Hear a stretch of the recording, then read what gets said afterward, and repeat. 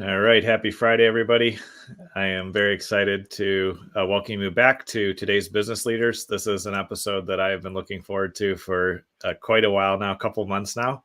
And I'm really honored to have my friend Saiavash Fashi on. And I actually met Saiavash through a mutual friend of ours because we're both in Alex Charfin's Simple Operations coaching program. And Saiavash shared his story in December with our whole mastermind there.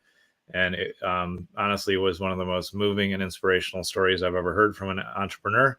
And so I'm really, really grateful to have you on the show today, Saiavash. So thank you so much for being here. Thank you, Gabe, for having me. I'm excited. This is my third podcast, and I'm really excited. Awesome. Yeah, your story was just really, really powerful when you shared it. And I normally start out the show with a question and ask people when they first realize they're an entrepreneur, but we're going to change the show. And this is probably the first time I have changed the show. And it's important to me that we start from the beginning. And so I'd like you to start out and tell us about your childhood and where you grew up and what was that like? Okay.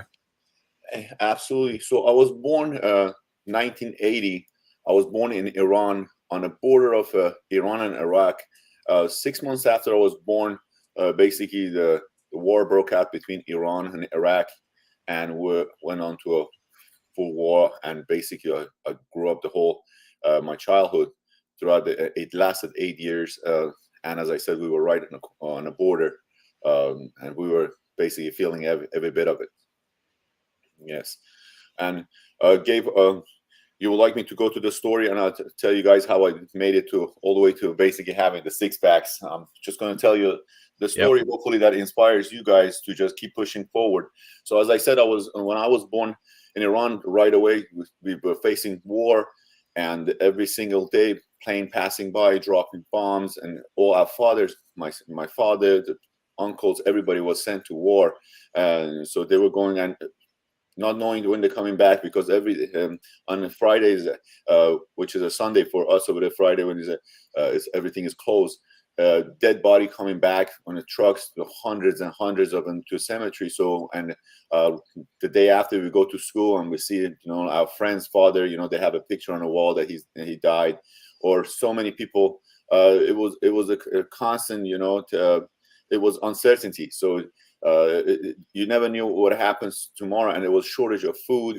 I had to stay in line. I was the oldest kid in the family, so I was 4 a.m, 5 a.m. I just go to stand in a line to get some bread and bring it. It was 4 kids. It was 4 of us, and my mom. So taking care of, and I was the oldest. I was just basically at the time I was 7, 8 years old.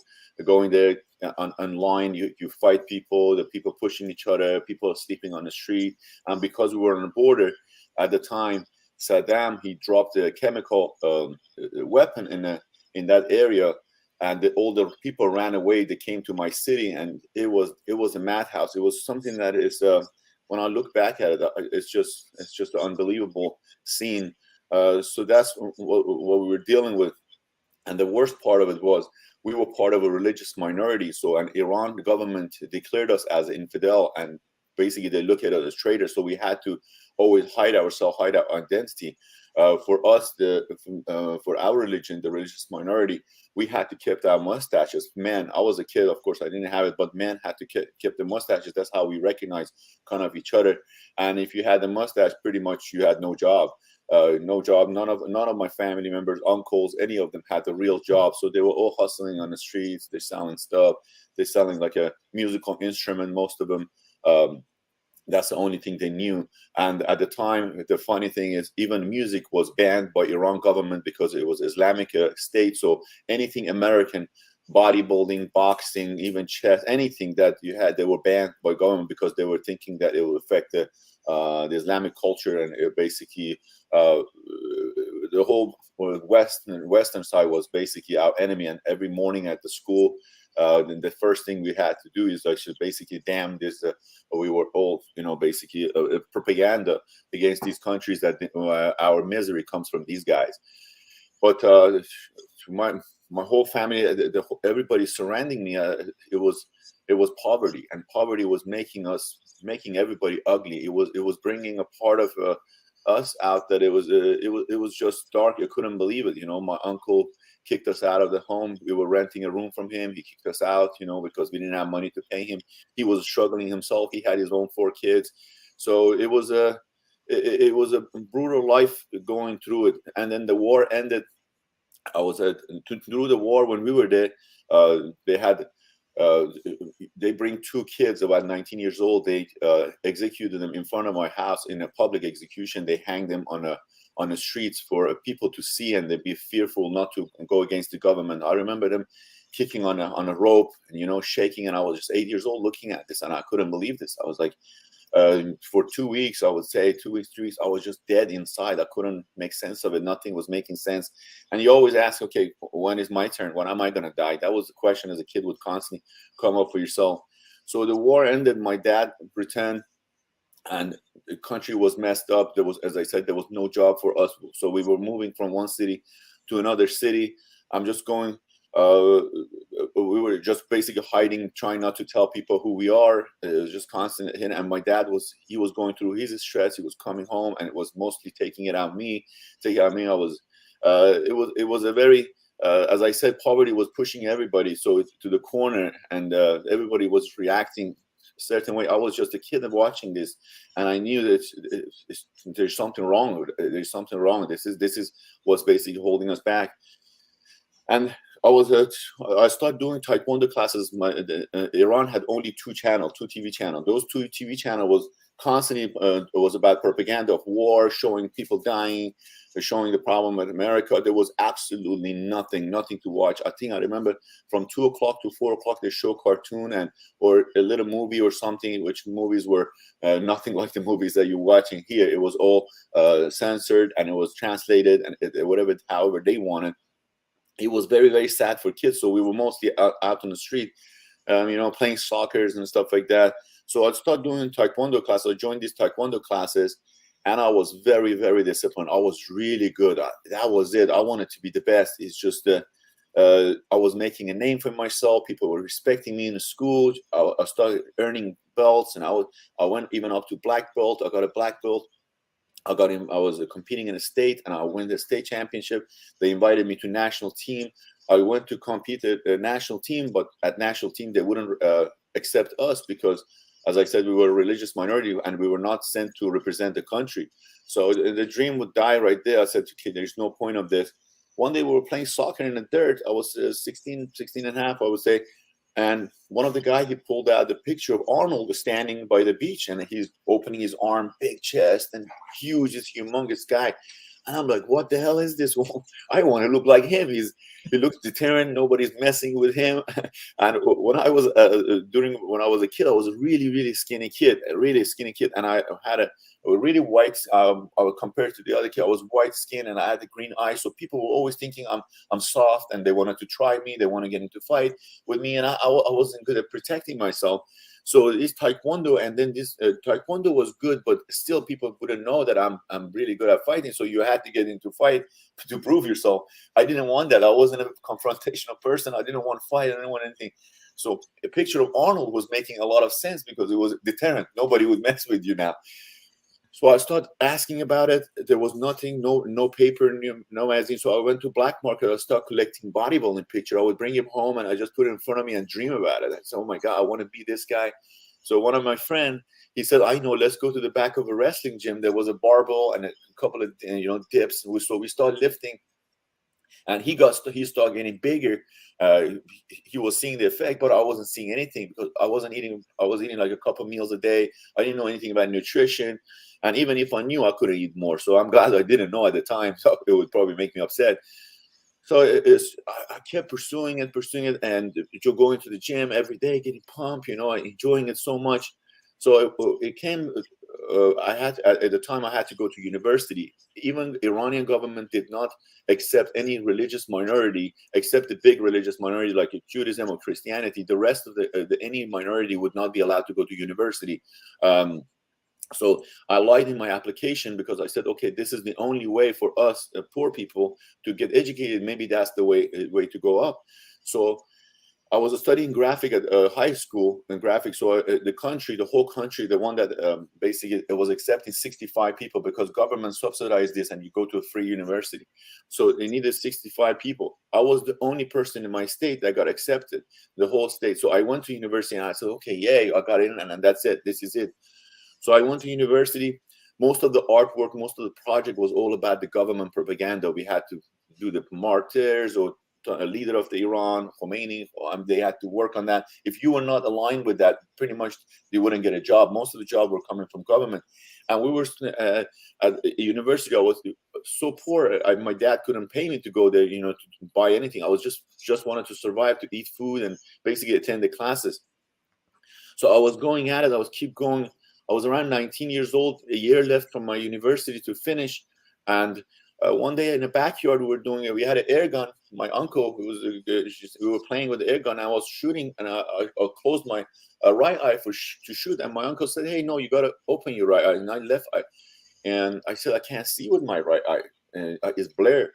So he said, this is, and he told my dad to take him to the doctor, see what's wrong with him. So I went to the doctor, the little town that we were, and they told me that you have to go to capital city. So this is something serious. So before I go there for 2 weeks, I got really, really sick, and I was in a hospital.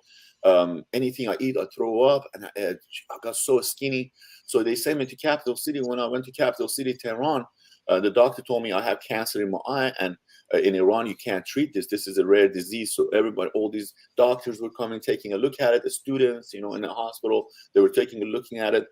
And I came home, and everybody was crying. My grandmother, my mother, anybody, anywhere that I was going, it's just basically everyone treated me like I'm gonna die, and I hated the feeling. I just didn't want people to have this kind of mercy for me, and I didn't know what to do. And my dad, I said, you know what? I'm gonna just basically leave. I'm gonna leave and go to treat this, and I'm gonna pursue bodybuilding. I was just basically bodybuilding was the escape from all this mess, all this pain. It was just when I was dreaming about it, it felt like I'm living a different life. I was in my head, I was in a different place, and I was dressing like I was wearing jeans, dressing like American bodybuilders. I was giving myself a haircut like American bodybuilders, wearing sunglasses. I was like, it was just it was the greatest escape that I could have. So I left the country with $100. I went through all these countries, and I ended up in England.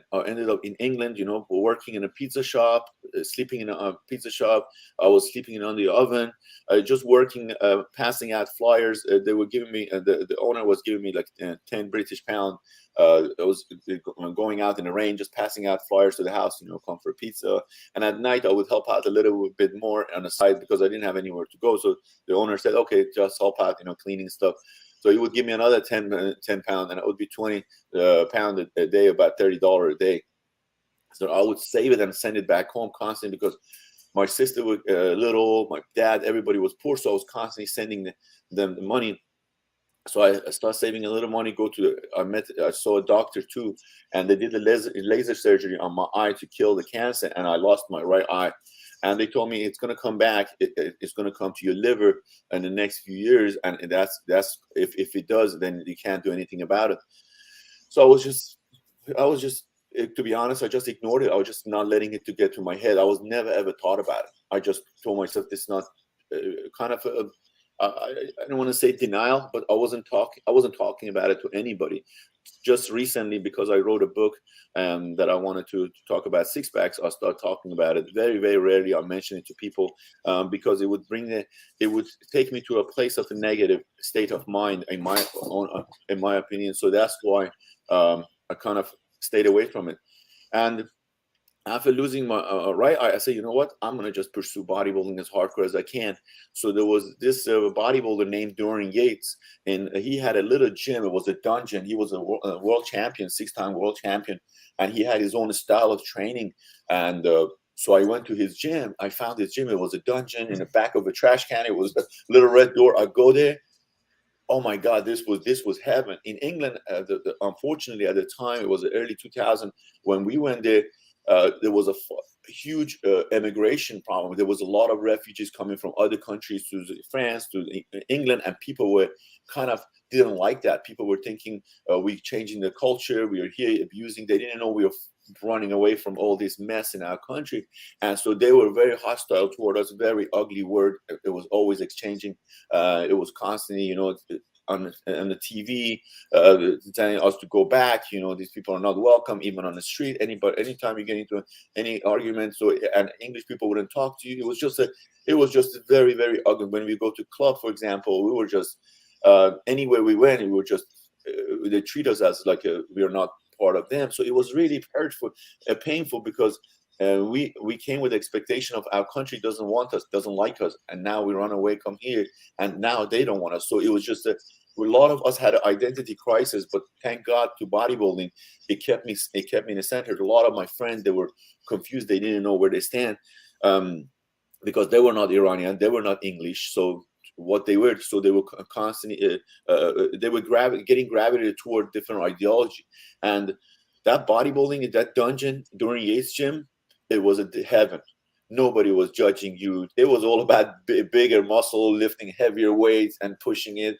So whoever had the biggest one was the king in Boston. So that's it. It didn't matter you're English, you're white, you're black, whatever you are. It was a great escape again. It was just the bodybuilding was the perfect escape for me. So I was going there lifting weight, earning my stripe, and people were respecting me. Even the Dorian Yates, the champion, he noticed me, and he told the guys, "Oh, that kid has a fire," because I wouldn't let the weight go. I was just pumping so bad. And at night when I come home, I was doing it. I found a security job, and at night when I was coming home, I was just studying bodybuilding. I was reading nutrition. I studied every single person. I studied who Dorian Yates learned from, which was Mike Munzer. He was American, and he trained in California. He trained in Gold's Gym here in LA. And he was following another man named Arthur Jones. So I studied every layer, everything that I could. I was so passionate about it. And I wanted to be like them. I wanted to be stepping on the Mr. Olympia stage, which was a bodybuilding, the Super Bowl of bodybuilding. So I was staying there and I was pursuing it, but I wasn't competing because I didn't have paperwork. They were not giving us paperwork. It was just constantly going to court, and they're refusing us, saying, "Oh, it was keep getting dragged." And one day, one of my friends, I told him, I don't know, I just my youth is going to waste. I felt like it. I can't do anything with it. It's just like and one of my friends told me a very good quote. He said, "Saiavash, do you know why when lion is not standing on top of a stool, jump into the fire, the ring of fire?" I said, "No." He said, "Because he's not sure, he's not stable under his feet, so that's why he jumped into the ring of fire." And I said, "Okay, that's what I'm going to do. I'm going to go to America. I'm not going to stay here." So I talked to the friends. They were smugglers, and they were moving people. And I told them, "Hey, I need to go to America." So they gave me this passport. It was Italian passport, and I paid £1,500, like a £1,500 that I saved money, and it had a picture on it, crooked picture of me on it. It looked so fake. It was unbelievable.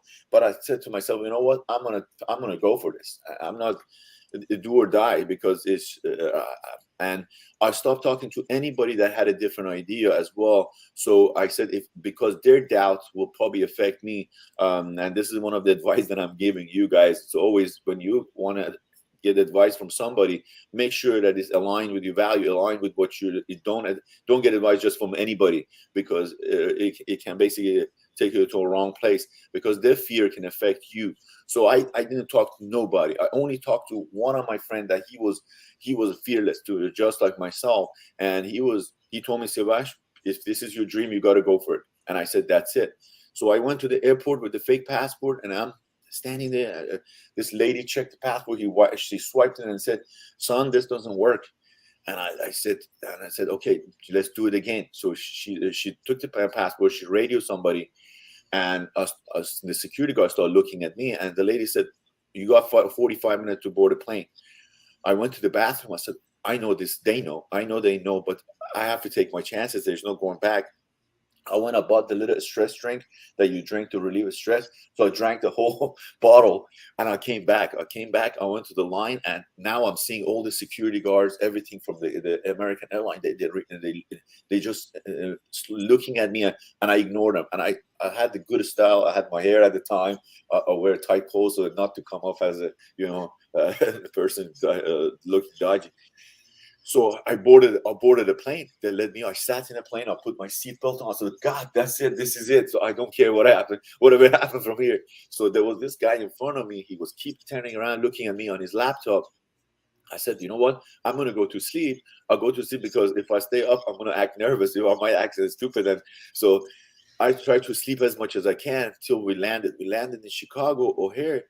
As soon as the plane landed, the police came, the officers, they all flooded the airplane and said, "Everybody stay seated. You stand up." So I stand up, and they put handcuff on me and they pull me out. And they told me, you're not Italian." They were shouting, "You're not Italian." I said, "Yeah, no, I'm not." He said, "Well," he said, "If you're Italian, tell me what is Chicago in Italian." And I said, "Oh, I don't know. I'm not Italian." So they said, "Okay, come with us." So they took me, and they were calling me Albanian gangsters, this and that, because I looked white and I had the green eye. They were not guessing that I'm from Iran. So I think that was why I was allowed to. I don't know. I'm just guessing right now. So, and I said, "No, I'm not Albanian. I'm Iranian." And they brought an Iranian translator. I started talking to her, and they said, "Okay, they confirmed it." So they sent me to a small, very small prison. It was a size of a little office, very, very small office. It was 6 bunk in there, and there was Mexican mafia at the time. I had no idea what is Mexican mafia. None of this. I didn't know anything about the American culture. I knew about the European one, which was far from being like a organized gang like this. So all these guys are there shouting and fighting, and just everybody telling their story. And across the hall, there was another jail that was 6 people. They were from different gang, and they all tattooing their face. So they swearing at us, and these guys are swearing at him. It was just hell. And I went to my bunk in the top, and I just started crying. Tears coming. I said, "What the hell is happening here? I don't know what I got myself into." So we were there like 3 days. 3 days in that little hole. It was, I can't tell you the emotional roller coaster that you're in there, because any moment. So they came and they took me. They took us to a bigger prison. So they took me to a maximum security prison. They put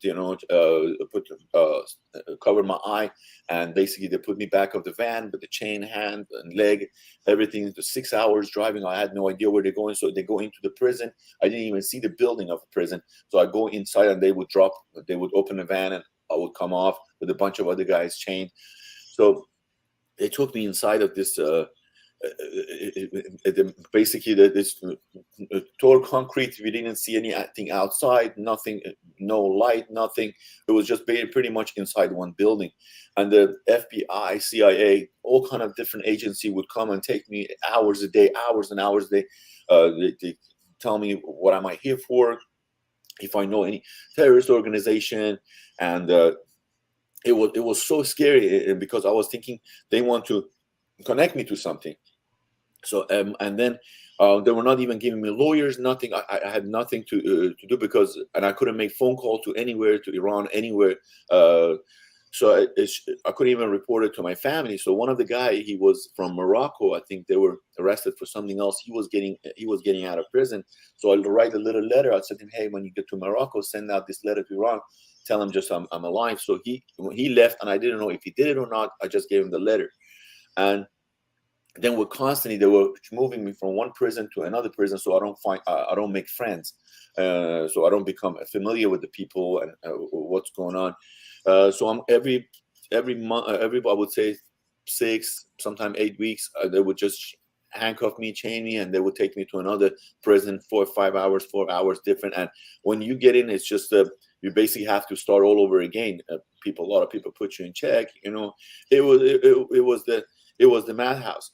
And after almost a year, I got they gave me a lawyer, and I went to in front of a judge. So the judge saw me and looked at my case, and at the end, once he reviewed everything, he said, "I'm sorry that we kept you," and he said, "Welcome to America." He granted me asylum.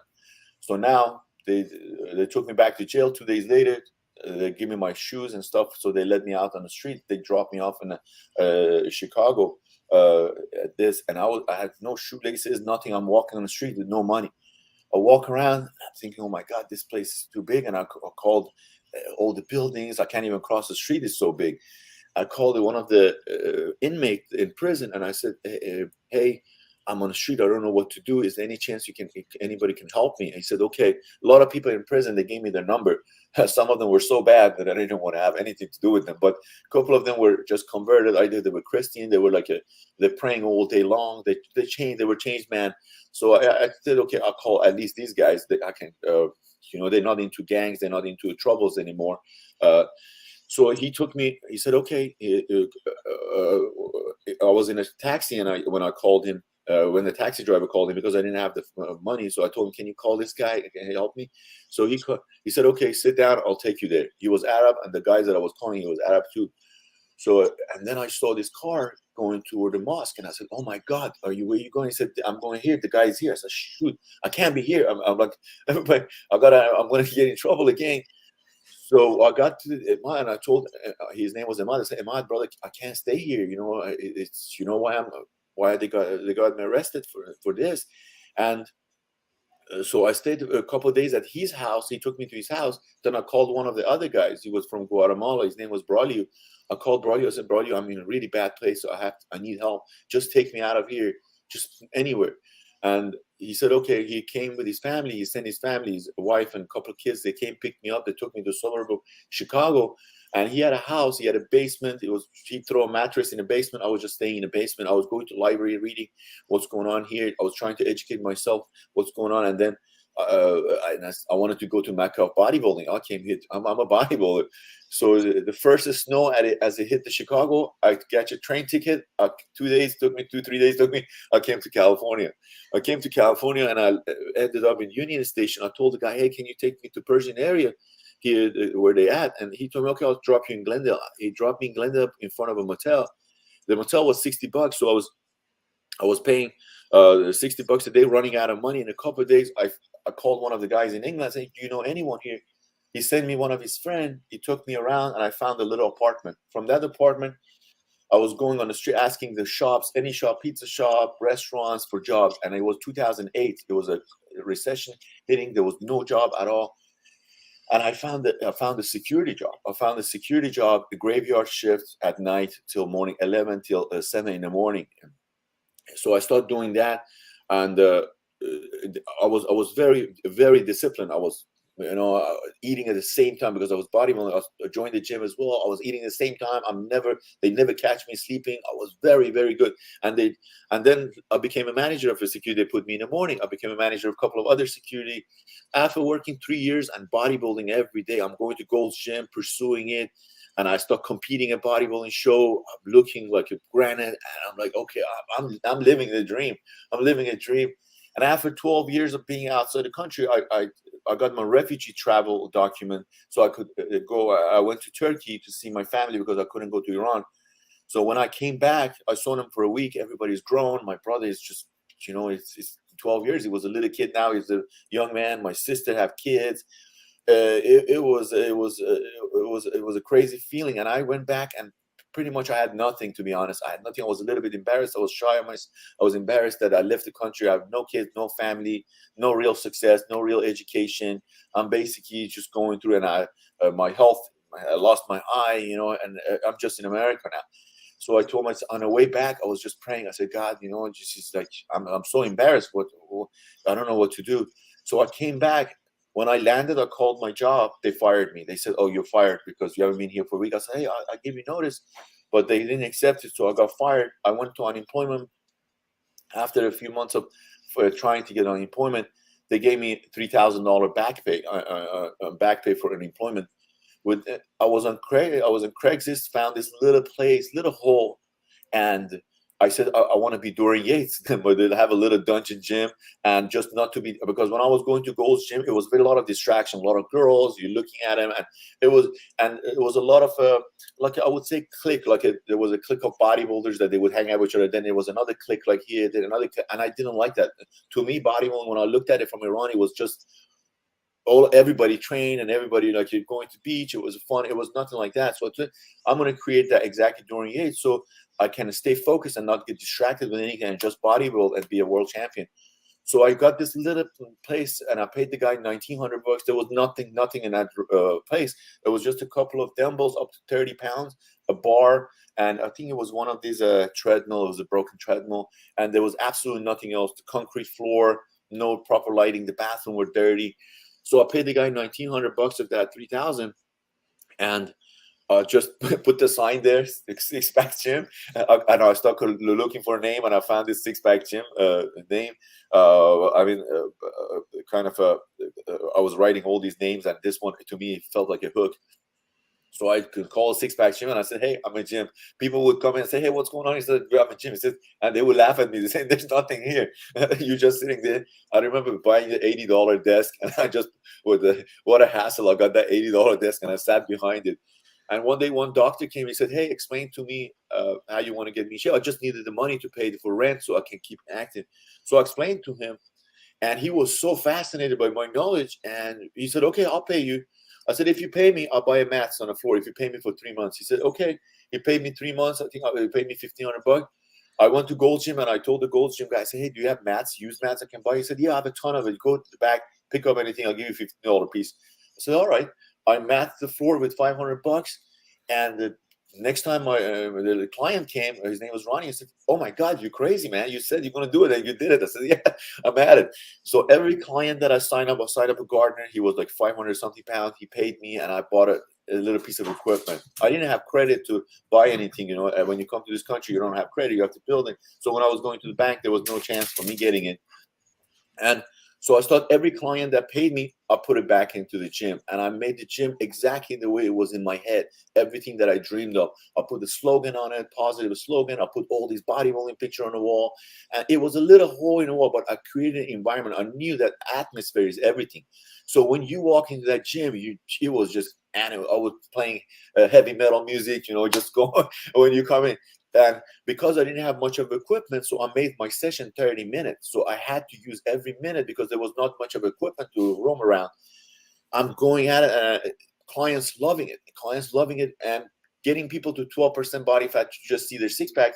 It was a piece of cake for me because I'm here trying to get to less than 5% body fat, getting lean and seeing vein in my head. And these guys just want to look good. And it was so easy for me to give them diets, and they were getting fast result, and they couldn't believe it because they tried all kind of crazy thing, and none of them was. And they were only coming to the gym 2 times or 3 times a week just to train. And then I would give them some homework. I would make it as practical as possible because I've done all kind of crazy diet myself, and I realized these are regular people going to work. They're dealing with family. I knew a lot of mental aspect of it. It has to be practical so they can keep it up. So I designed this very, very simple diet, extremely simple. Even with the training, everything, I made it practical, and these people were in love, and they start writing review on it online, how great I am, how I changed their life. Even the mayor of the Culver City came and trained with me. That doctor brought 15 other doctors with him to train with me. It just start seeing a lot of result. Hopefully I'm not going over time, guys. You're good. Keep going. And so I was doing the business, but I didn't understand anything about business. I didn't understand, I have nothing about taxes, LLC, nothing. The client would come in and tell me, "Hey, Saiavash, are you doing this?" And I would learn from them. "Oh, I don't know. What is that?" So they would help me. A lot of clients, they were rooting for me. The people in my neighborhood, American people, were so nice to me, and they all wanted me to win. And so anybody had any idea that it could improve the gym, they would throw it at me, and I would do it. And they loved it because I would take their word, and I'd do it. But still, I couldn't make. I was charging per session, so I couldn't get ahead. Then one day, one of the clients walked in. This guy, he was very soft spoken. He was talking to me, and he talked about business, and he told me that all the formulas are same. You've got to run your company like Apple. And I was laughing, and this guy is crazy. I'm here killing people. I'm not soft, pretty company like these guys. But everything he was saying makes sense. He made a lot of sense, and so he told me, "Hey, I'll build your website." I made this website myself on Wix, and it had this this guy, it was basically a scary page because that was in my head. So he came and made it look very pretty. I was at the beginning, I was very shocked, and I didn't like it. I hated it. And I want to give you guys another tip here. Guys, when the change comes, it will hit you because you're in a different world and you're going to fight it. The changes is like it doesn't make any sense. You just have to just wait. It will sink in. Educate yourself to see other and allow other opinion, other people to give you that education. Allow it at least. You don't need to accept it. Allow it.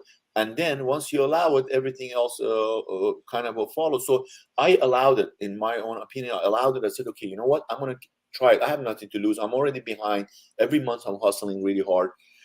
So he started giving me little tips here and there, and we start creating a system. Suddenly my income tripled. And I'm like, now I'm in a better place. I'm understanding a little bit better about advertising, about things are going on, a little better direction. Now, along the way, my goal is changing from being Mr. Olympia, being self-centered, coming to bodybuilding, focus on me with eating at a time. Now, all these reviews, all these people praising me, it shifted. I started thinking maybe this is what I'm here. I'm here to help people. It was I don't know. I didn't even, to be honest, analyze it like that. It made me feel really good. And when people were coming and I'm seeing them, they're changing, it felt really good. And another tip I want to give you guys here is, at the beginning, you are not clear. It's okay. Just start doing it. And then along the way, it becomes more clear to you, and it gets polished, and you kind of find yourself along, because you're going to grow with a business. You can't, be that same guy and, have a big business. You're going to grow with it as well. So just start, and just along the way, you find yourself. Don't worry about how it's going to happen. It will happen. If you have an intention of being better, it will come to you somehow. So my income increased, and I started making money. And at the time I was dating, I had my girlfriend with me, but I was growing so fast. And my girlfriend was a little more resistant to the change. So we started getting apart. Nobody was bad. I wasn't a better person, or she's being a bad person. No, it wasn't that. I grew up emotionally, now that I can see it this way. At the time, I wasn't seeing it this way. So my fast growth was keeping her behind. Now she's living in a different world. I'm in a different world. So unfortunately, it broke apart, and she got upset, and she took all the money that we saved for the last 6-7 years of it at the gym. It was like all I had, I think it was like a $45,000, $50,000, and it's then. So she took everything. She went and signed a check for herself and took all the money out. I was embarrassed. People were, and she was calling people. She was angry. It was out of anger, doing bad stuff and not being educated about it.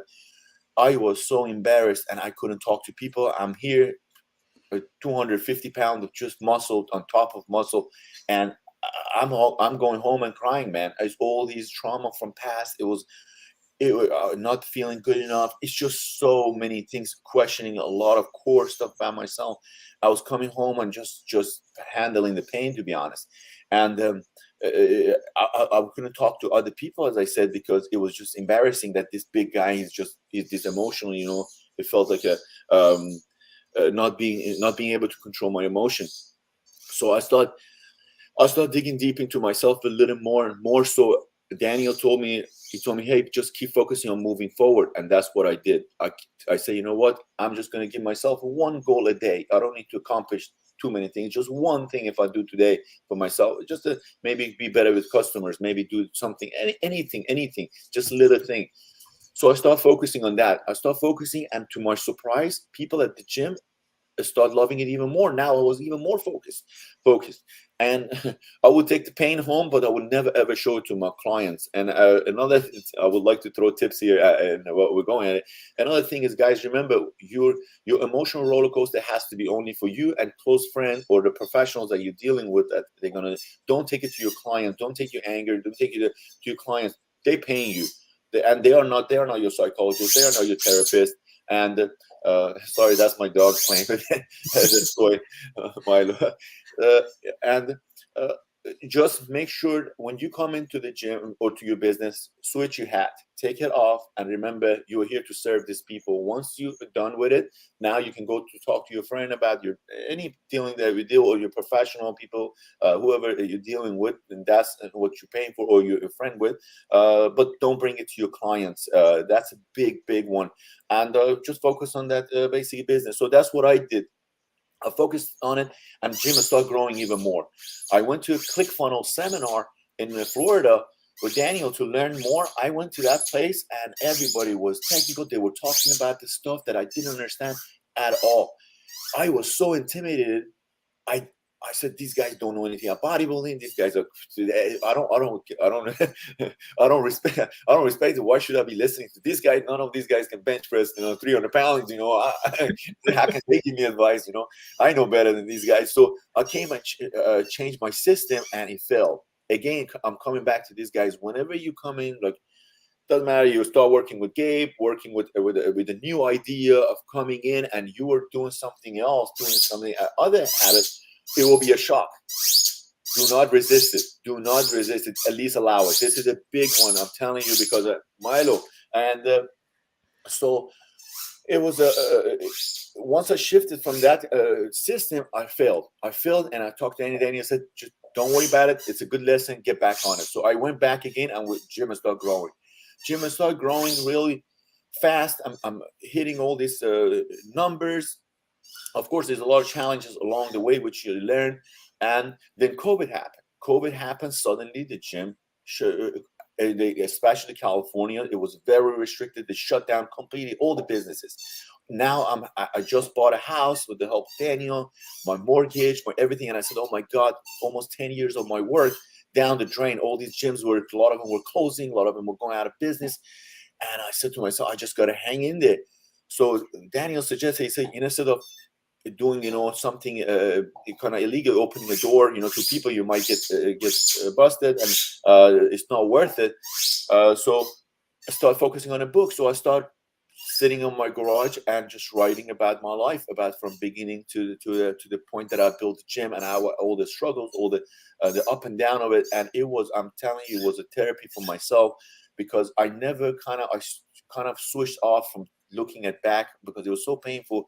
I never ever sat down and think about any of my memories. So I brought him, a book made me to bring it up and kind of deal with them. And I have to say, I cried a lot during those times. I just it was a really, really painful time. But I wrote the book about 180 about 180 something pages.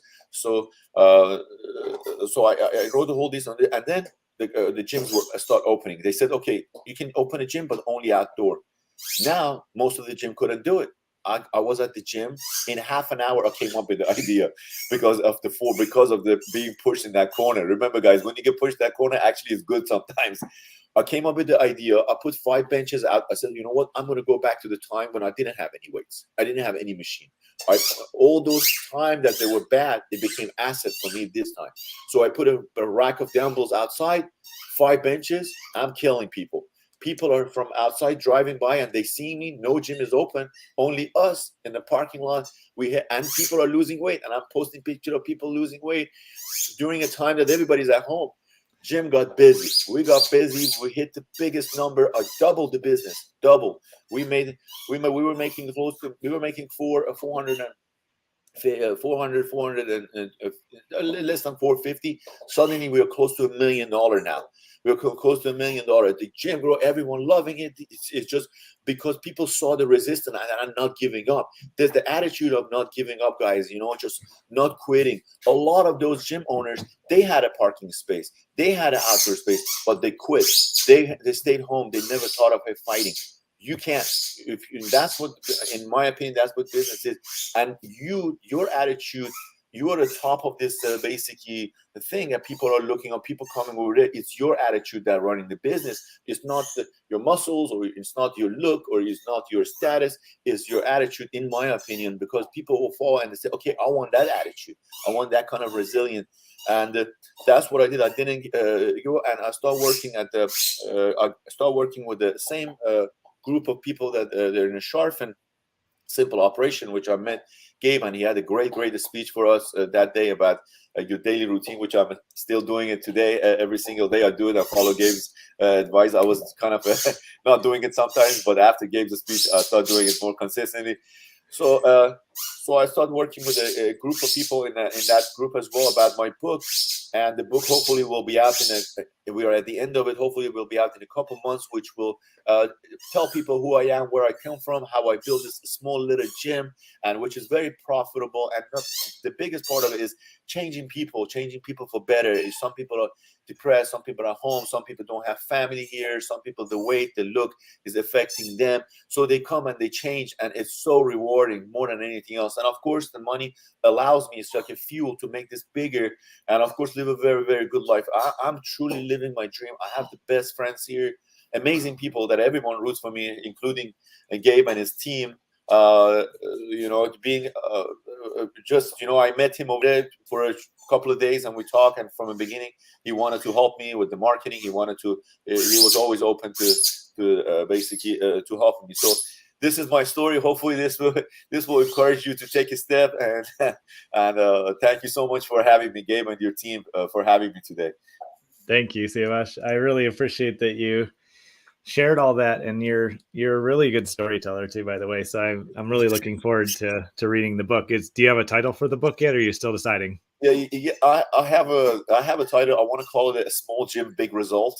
So and then there's a little. I'm working on a subtitle of it, to explain what is it about. But I like that title. I think A Small Gym, Big Results. Yeah, I love that. And I think you definitely just called out some really important lessons through your whole story. And the one thing that you said that is just something I really respect and admire about you, and is something I feel like we probably have in common too, is just keep moving forward. Like, no matter what happened to you, no matter, like, you get locked up for unfair reasons, and you stick with it, and you took your big chances, and you took big bets, and you definitely had some big failures and things didn't go well.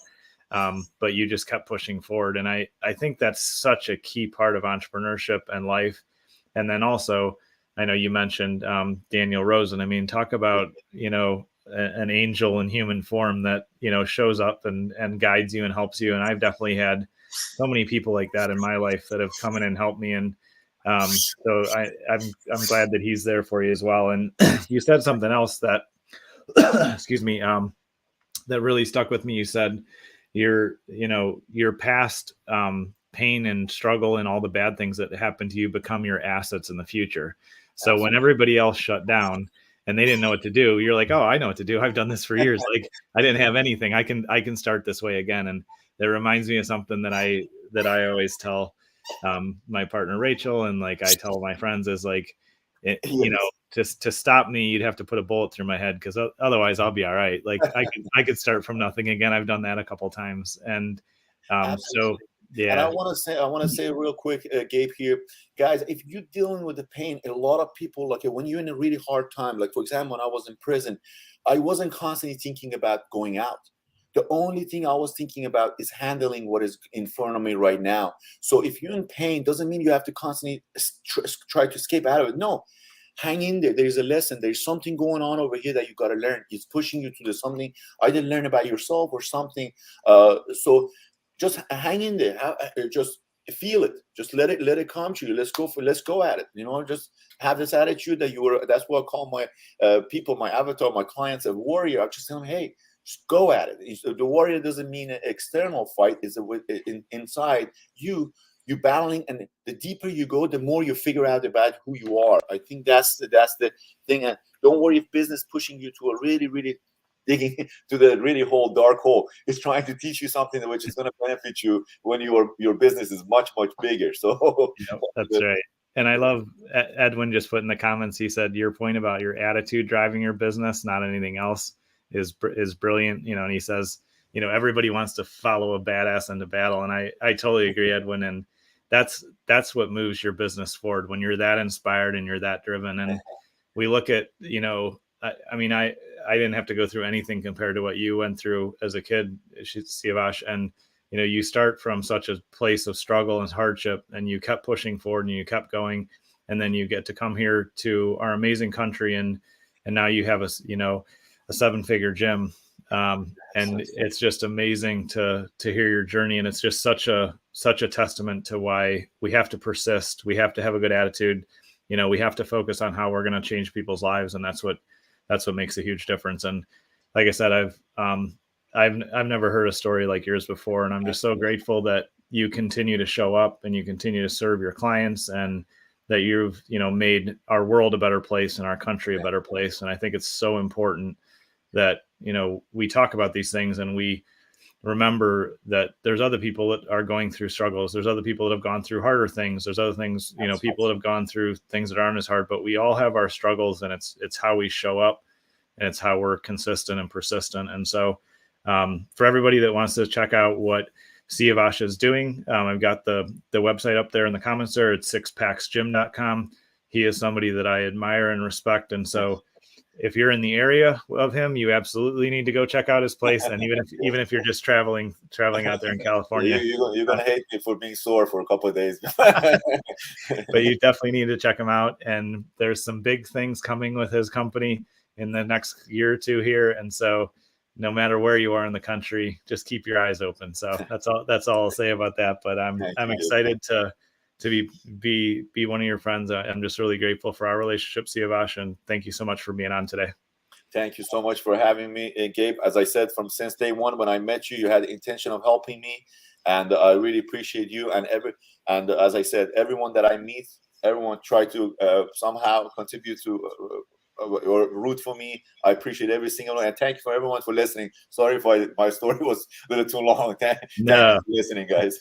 No, it was excellent. So thank you so much, Saiavash, and thank you everyone for tuning in. We'll definitely have you back on, in 6 months, a year, to get an update of where things go. And my last ask for you is Milo there, so we can meet him quick, because I see him in all your pictures. Here's good Milo. There's your buddy. Awesome. Yeah, he was just trying to get my attention. No problem. Awesome. Well, thank you so much, Saiavash, and we'll have you on soon. And thank you again. All right, thank you. Bye-bye.